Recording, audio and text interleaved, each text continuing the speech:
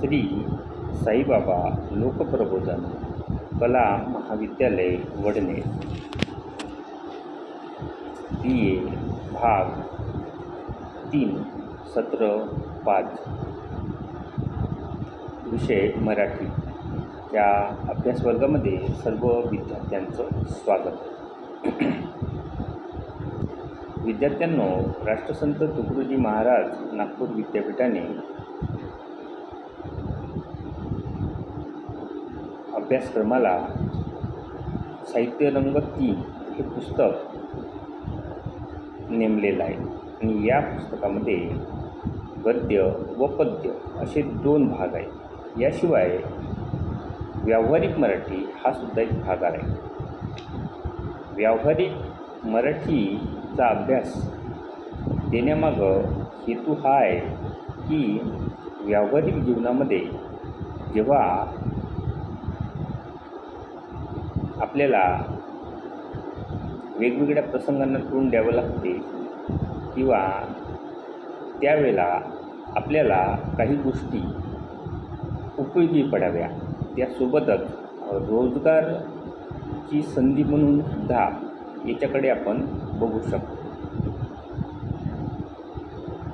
त्यासाठी म्हणून व्यावहारिक मराठीचा अभ्यासक्रम इथे दिलेला आहे.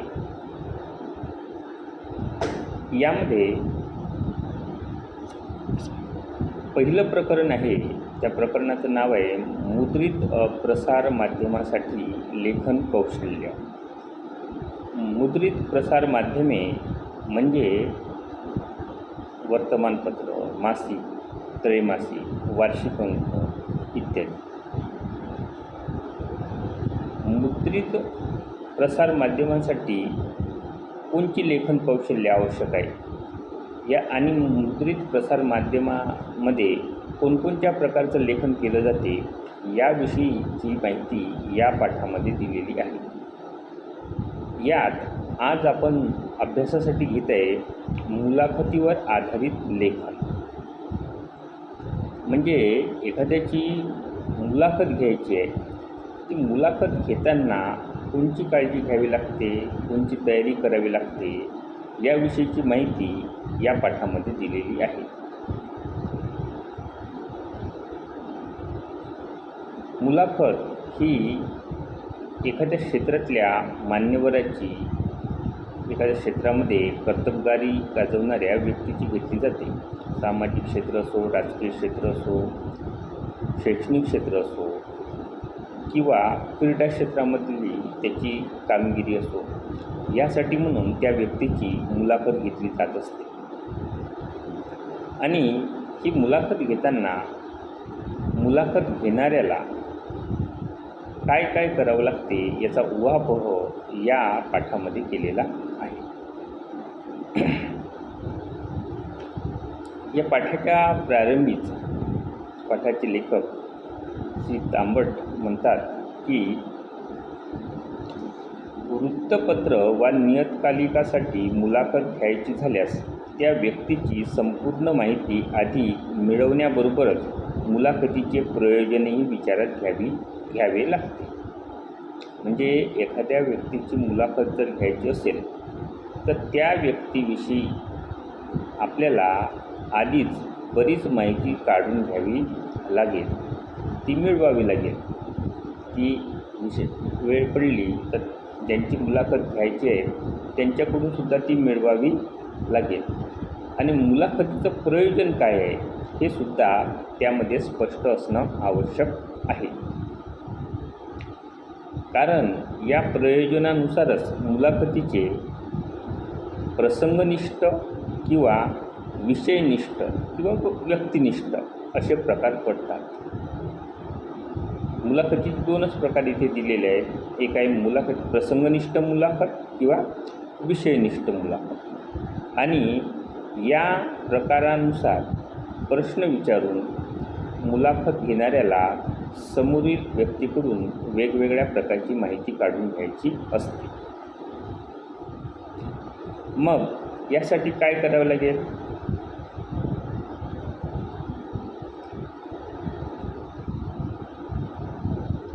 ही व्यक्ती कोण आहे, तिचे पद कोणते आहे, त्याविषयीचे पूर्वानुभव काय आहे, याविषयीची माहिती काढणं आवश्यक आहे. यासोबतच एखाद्या विषयावर प्रकाश टाकण्यासाठी त्यातील तज्ज्ञ व्यक्तीची मुलाखत घेता येऊ शकते. त्यासाठी पुरेसा वेळ हातात असल्यास संबंधित व्यक्तीबरोबर त्या विषयाचा अभ्यास करून मुलाखतीचा रोख ठरवता येऊ शकतो. अर्थात एखाद्या विशिष्ट विषयावरती जर मुलाखत घ्यायची असेल तर आपल्याला त्या विषयाची अधिकाधिक माहिती असणं आवश्यक आहे. त्याशिवाय आपण त्याच्याशी संवाद करू शकणार नाही किंवा त्यांनी दिलेल्या उत्तर हे योग्य आहे किंवा अयोग्य आहे हे ठरवू शकणार नाही. यासाठी त्या विषयाची माहिती असणं आवश्यक आहे, त्या व्यक्तीची सुद्धा माहिती असणं आवश्यक आहे. सोबतच मुलाखतीवर आधारित जो लेखन असते त्याचे त्यांनी 3 टप्पे केलेले आहेत. एक आहे पूर्वतयारी, दुसरं आहे प्रत्यक्ष मुलाखत आणि लेखन. पूर्वतयारी म्हणजे ज्यांची मुलाखत घ्यायची आहे त्यांची या विषयी किंवा ज्या विषयावर मुलाखत घ्यायची आहे त्या विषयाविषयी आधीच मुलाखत घेणाऱ्याला पुरेशी माहिती असणं आवश्यक आहे. दुसरं आहे या प्रत्यक्ष मुलाखत. प्रत्यक्ष मुलाखत म्हणजे जी पूर्वतयारी केली असते ती त्या आधारे प्रत्यक्ष प्रश्नाद्वारे झालेला संवाद. आणि शेवटला भाग असतो लेखन. हे लेखन महत्त्वाचे आहे कारण मुद्रित प्रसार माध्यमामध्ये हे लेखनच प्रकाशित होणार असते. त्यामुळे हे लेखन अचूक होणं आवश्यक आहे.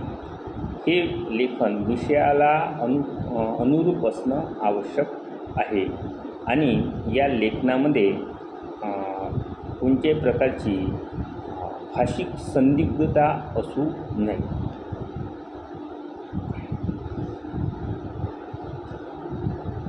मग अशा वेळेला आणखी काही गोष्टी असतात त्यामध्ये त्या लेखकाशी ज्यांची मुलाखत घेतली आहे त्यांना ते लेखन आपण दाखवणे आणि त्यामध्ये काही अधिक गुन्हे असल्यास त्यांच्याकडून दुरुस्ती करून घेणे आणि दुरुस्ती झाल्यानंतरच ते लेखन प्रकाशित करणे. याबाबत पाठाचे लेखक म्हणतात की मुलाखतीचे शब्दांकन 2 पद्धतीने करता येते. पहिली पद्धत म्हणजे संबंधित व्यक्तीचा थोडक्यात परिचय व मुलाखतीचा उद्देश सुरुवातीच्या 1-2 परिच्छेदात लिहून तो प्रश्नोत्तराच्या स्वरूपात सादर करणे. ही पद्धत तुलनेने सोपी आणि कमी वेळ खाणारी आहे. तर दुसरी पद्धत वर्णनात्मक लेखनाची आहे. यात सर्वप्रथम शब्दांकन वाचून महत्त्वाची प्रश्नोत्तरे अधोरेखित केली जातात आणि मुलाखतीदरम्यानची निरीक्षणेही नोंदवली जातात. त्यानंतर लेखक स्वतःच्या शैलीत विषयाच्या अनुषंगाने प्रश्नोत्तराचा काही भाग उद्धृत करत असतो. स्वतःची निरीक्षणे नोंदवत भाष्य करत संपूर्ण मुलाखत वाचकापुढे सादर करतो. ती अधिक रंजक होते. मात्र हे तंत्र साधण्यासाठी अधिक सराव व अभ्यासाची आवश्यकता असते. मुलाखत संपल्यानंतर लेखन होणार आणि लेखन झाल्यानंतर ते लेखन अधिक रंजक व्हावं, अधिक प्रभावी व्हावं यामध्ये मुलाखत घेणाऱ्याच्या लेखन कौशल्य दिसून येत असते. शेवटी ते म्हणतात मुलाखत झाल्यावर संबंधित व्यक्तीला ती एकदा दाखवून तपशील वा संदर्भात काही चूक झाली असल्यास दुरुस्ती करता येते.